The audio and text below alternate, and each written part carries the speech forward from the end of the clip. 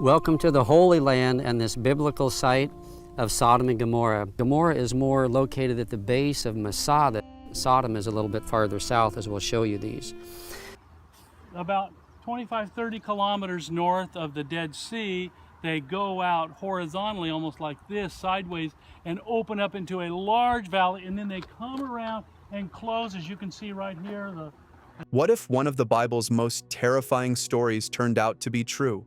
A city wiped out by fire from the sky.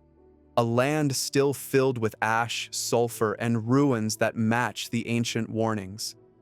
This man set out to find the lost city of Sodom, and what he uncovered is not just shocking. It could change how we see history, science, and faith forever. The ancient cities of Sodom and Gomorrah, long thought to be only stories from the Bible, are now being connected to real archaeological discoveries. These cities have always symbolized human sin and God's judgment. In the book of Genesis, chapter 13, verses 10 to 13, it says, "Lot looked around and saw that the whole plain of the Jordan toward Zoar was well watered, like the garden of the Lord, like the land of Egypt. But the people of Sodom were wicked and were sinning greatly against the Lord." This verse sets the scene for a beautiful and fertile land that was home to people whose actions deeply offended God. Another powerful verse comes from Genesis chapter 19, verses 24 to 25. It says, "Then the Lord rained down burning sulfur on Sodom and Gomorrah from the Lord out of the heavens. Thus he overthrew those cities and the entire plain, destroying all those living in the cities and also the vegetation in the land." This passage clearly describes a sudden and violent destruction sent from the heavens, wiping out not only the people but also the landscape itself. Modern research now points to a real place that matches this dramatic description. Dr. Stephen Collins, a professor of biblical studies and apologetics at Trinity Southwest University, says that the monstrous el-Hammam site in the southern Jordan Valley, which lies 8 miles northeast of the Dead Sea, matches the descriptions of the Bronze Age city-state. He said that it meets every criterion of Sodom, which, according to the Old Testament, was destroyed by fire and brimstone, along with its neighbor, Gomorrah. The ruins include massive mud brick walls, large gates, towers, and what researchers have called the Red Palace, a grand structure situated in the city's upper level. The scale and design of this ancient city suggest it was a powerful and important place in its time. Even more fascinating is the city's sudden end. El-Hammam was inhabited from around 3,500 to 1540 before Christ. Then, without warning, it was abandoned and remained empty for nearly 700 years. This long period of desolation lines up with the biblical story of complete and final judgment. The Bible speaks of fire and sulfur and the land becoming a wasteland. This archaeological silence, no signs of rebuilding or reoccupation, raises serious questions. What could have caused such a large city to vanish so completely? The story of Sodom even continued to live on during the time of Jesus. The Jewish historian Josephus, who lived in the 1st century, wrote that the ruins of Sodom were still visible in his day. He described the region near the Dead Sea and stated that the traces of the destroyed cities could still be seen. This account adds weight to the idea that the destruction was real and that it left behind a lasting mark on the land. The match between biblical text and physical evidence is causing many to reconsider whether Sodom was a myth or a real place. A city once fertile and thriving now stands in ruins. Its story was told in Scripture thousands of years ago, and now it may be written again in stone and ash. Let's tell you the evidences, layer by layer, that point to the shocking reality behind this lost city of sin. Archaeological excavations at the ancient site of el-Hammam and nearby locations such as Bab ed-Dra have uncovered powerful signs of catastrophic destruction. These discoveries include thick layers of ash, vitrified pottery, melted mud bricks, and even liquefied metals. According to scientific estimates, the materials appear to have been exposed to sudden flash heat reaching temperatures well over 2,000 degrees Fahrenheit. Such extreme heat would have been necessary to cause this level of melting and burning, something that is not commonly found in natural disasters like earthquakes or ordinary fires. One of the most extraordinary discoveries in this region is the presence of round sulfur balls, also known as brimstone, embedded throughout the ash layers. You will still find this kind of sulfur. It's everywhere in the region, because the Bible said, rain, sulfur, brimstone, fire upon the whole land. These sulfur samples have been tested in laboratories and found to be composed of 95 to 99% pure sulfur. This level of purity is unlike sulfur found in volcanic areas, which typically contains only 30 to 50% sulfur. The sulfur balls found near tall el-Hammam are also white in color and can be ignited easily, burning with a deep blue or yellow flame. This unusual composition adds to the growing body of evidence that this was not an ordinary natural event. In addition to the sulfur, archaeologists have identified burn rings, molten limestone that has transformed into gypsum, and thin crystalline shells. Some areas even contain what appear to be traces of tar and possible skeletal fragments. The combination of these elements strongly points to an intense thermal event that swept through the city with little warning. What makes this even more mysterious is the absence of any volcanic activity in the region. There are no known volcanoes, geothermal fissures, or other natural sources of such extreme heat. That leads researchers to question whether this event was something beyond the natural world.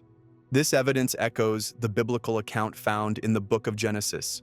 In chapter 19, verse 24, it says, "Then the Lord rained down burning sulfur on Sodom and Gomorrah from the Lord out of the heavens." This scripture describes a divine act of destruction using fire and sulfur from the sky, which now seems to be supported by the physical findings at these ancient sites. All of these details, the ash, the sulfur balls, the molten stone, and the absence of volcanic activity, paint a picture of destruction that closely mirrors the Bible's description. All this fiery devastation sets the stage for one of the most haunting and mysterious moments in the entire story. As the story of Sodom's fiery destruction unfolds, there is one moment that stands out for its mystery and lasting impact. It is the story of Lot's wife, a moment of hesitation that led to a dramatic and permanent consequence.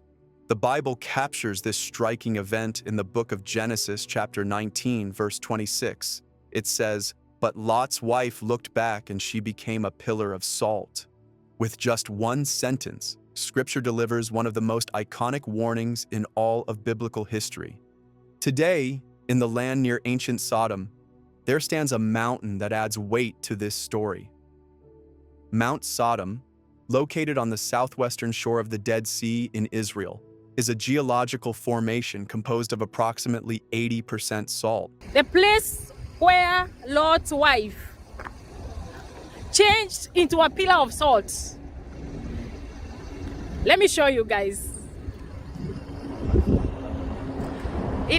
Guys, can you see this?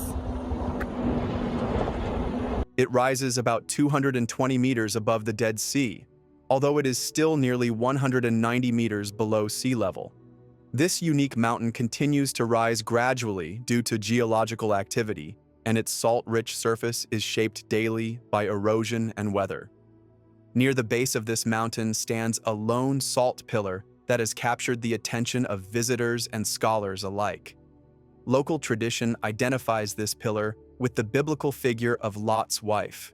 The Jewish historian Josephus, writing in the 1st century, claimed that the remains of Lot's wife could still be seen in his time.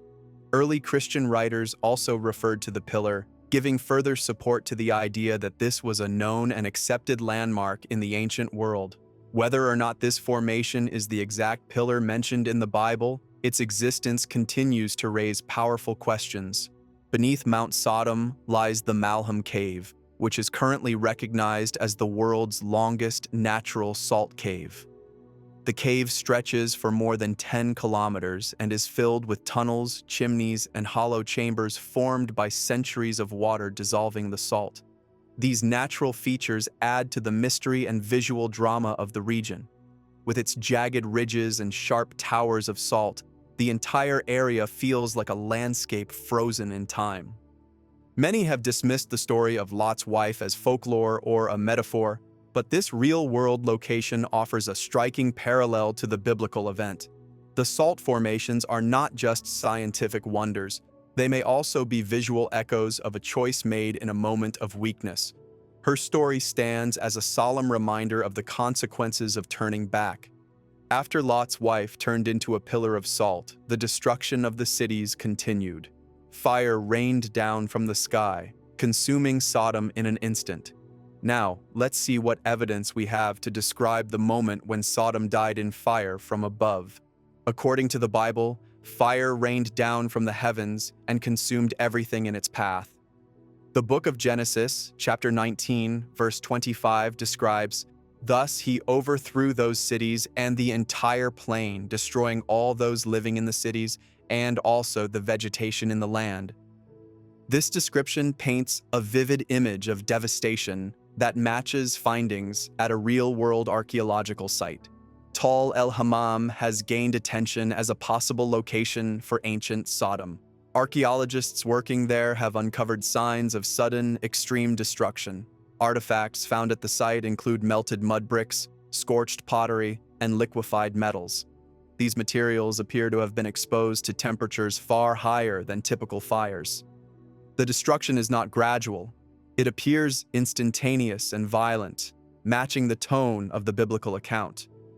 Initial scientific excitement proposed that el-Hammam's destruction was due to a cosmic airburst around 1650 before Christ. A cosmic airburst occurs when a meteor explodes in the atmosphere before hitting the ground. In this case, researchers suggested that the blast was comparable to 1,000 times the power of the atomic bomb dropped on Hiroshima. The intense energy would have created shockwaves, vaporized buildings, and ignited everything in the open. Physical evidence supporting this theory included the presence of shocked quartz and melt glass, materials that only form under extreme heat and pressure. The team also noted the presence of a burn layer and unusual structural damage, all pointing toward a massive high-heat event.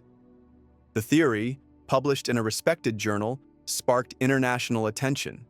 It offered a possible scientific explanation for what Genesis described as fire and brimstone raining from the sky. But the excitement was short-lived. In April of 2025, the scientific paper was officially retracted due to methodological errors. Critics argued that the geological data did not conclusively support the impact theory. Others pointed out that the timeline proposed in the research did not align well with the biblical chronology. Without stronger evidence, the cosmic airburst theory was put into question. Still, the physical destruction remains undeniable. Even without confirmation of a meteor, the city was clearly wiped out by an intense, sudden event. The melted artifacts, ash layers, and signs of high-temperature damage continue to support a catastrophic end. Whether by natural force or divine action, the night Sodom died, left behind ruins that speak of unimaginable heat and fury. The story recorded in the Bible may have found its reflection in the scorched remains of a once great city. The ruins may be silent now, but their message still speaks.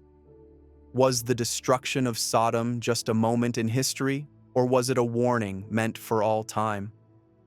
The destruction of Sodom and Gomorrah did not simply vanish into the pages of history. In the Bible, their fall is used again and again as a powerful warning to future generations. The book of Deuteronomy, chapter 29, verses 22 through 24, speaks of this in clear terms. It says, "Your children who follow you in later generations and foreigners who come from distant lands will see the calamities that have fallen on the land and the diseases with which the Lord has afflicted it. The whole land will be a burning waste of salt and sulfur, nothing planted, nothing sprouting, and no vegetation growing on it. It will be like the destruction of Sodom and Gomorrah." This passage ties the ruined landscape directly to moral failure. The salt and sulfur-filled soil becomes a physical reminder of what sin leads to. Similarly, in the book of Zephaniah, chapter 2, verse 9, it says, Moab will become like Sodom, the Ammonites like Gomorrah, a place of weeds and salt pits, a wasteland forever. Again, the imagery of destruction is meant to symbolize more than burned earth. It reflects spiritual collapse and total separation from God. The rediscovery of sites such as el-Hammam with its ash layers, sulfur deposits, vitrified stones, and scorched earth has brought renewed attention to this ancient warning. These findings line up with the biblical image of total destruction, not only of people, but also of land and vegetation. In the ancient world, stories often served to explain landscapes. This is called etiology, and in this case, the story of Sodom offers both a historical explanation and a moral lesson. Why is this area near the Dead Sea so barren, lifeless, and salty? The biblical answer is clear. It is the result of divine judgment on human wickedness. The message of Sodom extends far beyond its time. Jesus himself referred to it in the book of Luke, chapter 17, verses 28 through 30. He said, "It was the same in the days of Lot. People were eating and drinking, buying and selling, planting and building. But the day Lot left Sodom, fire and sulfur rained down from heaven and destroyed them all. It will be just like this on the day the Son of Man is revealed." Jesus used Sodom to describe what the world would look like before his return, unaware, unrepentant, and living as if judgment would never come. What archaeology reveals today might not just be historical, it could be a prophetic symbol. The ash-covered ruins and salt-filled lands may stand as a glimpse into a far greater reality, a picture of divine justice, of final consequences, and of a spiritual warning that should not be ignored. Do you think these strange ruins and burning sulfur are proof that Sodom was real? Tell us what you think in the comments.